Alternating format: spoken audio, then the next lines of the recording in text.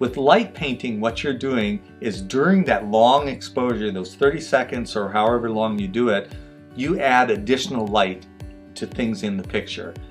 And for this, I carry a small flashlight. I use one that has a normal bulb because the color is quite warm. If you use an LED bulb, you're going to get really blue light. So I didn't use that. I used that yellower bulb.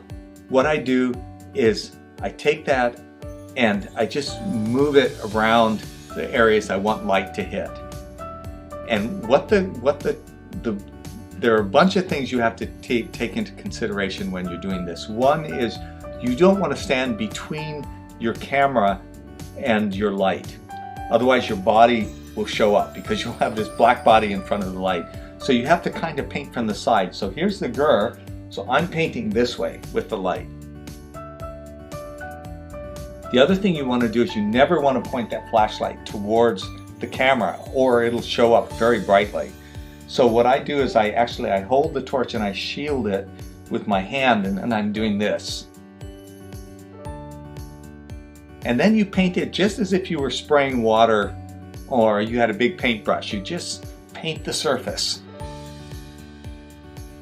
And with practice, you get an idea, and through trial and error, really, you get an idea of how much time to use. I've found with the little torch that I have that I can do about 5 seconds in an area for those night shots before it gets to be too bright. So about 5 seconds of light on the side works. So what I would do is I would stand near the GUR but out of the picture and ask my boss to click the shutter, and then as soon as it started I'd run into the shot from the side, paint this side, then turn it off, run behind, paint the back, and then go to the other side, paint the other side, and then run to the camera and take a look. And it took quite a few times to get it right. And when we finally got it right, it was a nice picture. And the next day I was looking at it and I thought, okay, it's an interesting picture of the GUR. It's not a great picture. It's not one that people are going to stop and look at. I need to do something a little more special. So I sat there thinking, and I thought maybe I should do a longer time exposure. What happens as you do a time shot, when you do 30 seconds with a really wide lens, that's a short enough time that you don't really see the stars moving. But if you do a long exposure, a really long one that goes minutes and minutes and minutes, the stars begin to move because really what's happening is the Earth is rotating compared to the space. So as the Earth rotates, it looks like the stars are going across the sky. So I wanted something that had motion in the sky too. I wanted something cool. So the next night, and when it got dark, I looked outside and there were clouds. That's a problem. You can only do this when you have no clouds and you have no moon. So there were clouds and I thought, okay, this isn't good. So I sleep for an hour, wake up, crawl out of the GUR, look outside, and finally after midnight, the clouds disappeared. So I tiptoed out of the tent, out of the GUR, letting everyone sleep.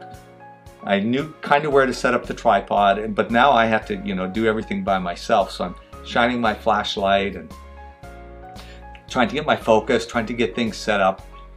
This time, I decided that I was going to do a 15-minute exposure rather than 30 seconds. So with 15 minutes, the stars would move across the sky. And I also figured because of that, I could go to a lower ISO. So I lowered my ISO quite a bit. And then I used a device to lock the shutter open. And some of your cameras have it built in, some you have to have a little, they're not very expensive. It's a little device that plugs into your camera. And when you push it, it actually locks the shutter open. So I would lock the shutter open and then I'd go and now I'm painting at about the same time, but I have 15 minutes to do it. So I can just walk up to the scene, shield my flashlight from the camera, paint a side, then I go paint the back, then I go paint the other side, and then I actually went quietly into the GUR, and then I turned the torch on from the inside and I paint so light's coming out of the door. And then I went to the front and I stood just a little bit to the side and I also painted the front of the door because I had seen in the other picture that you couldn't really see the door, and the door was beautiful. And so I had to do it a couple times because it was, because I was making mistakes. Finally, it was just too cold and I thought, okay, I think I have my picture. So then when I brought it into Lightroom, the things I had to do then were I had to correct the distortion from that 10.5mm fisheye lens. It kind of makes a curved horizon. So Lightroom and Photoshop have software and Nikon software that completely straighten the horizon. So I put it in that software, I straightened the horizon, and then I had to blacken out a little bit of the foreground because the torch had, in shining on the sides of the tent, the light had actually spilled onto the ground and there was a little too much light on the ground. So I had to do that. I had to just make a few minor adjustments, but really not that much more else to do it, and ended up with this kind of fun picture. And so the technique, it just takes practice. You have to go out and try it with light painting. You have to find a torch that you like, and then you just have to see what happens. And it's a really fun technique. I've used it in the studio for still lifes. I've turned off all the lights around me and then I just painted the subject. I did it with Bob Pierce's Bible even. Like I just painted it with a flashlight. So it's a fun technique to try. So I hope you try some of these. Try some star pictures, and then if you're really brave, try some light painting.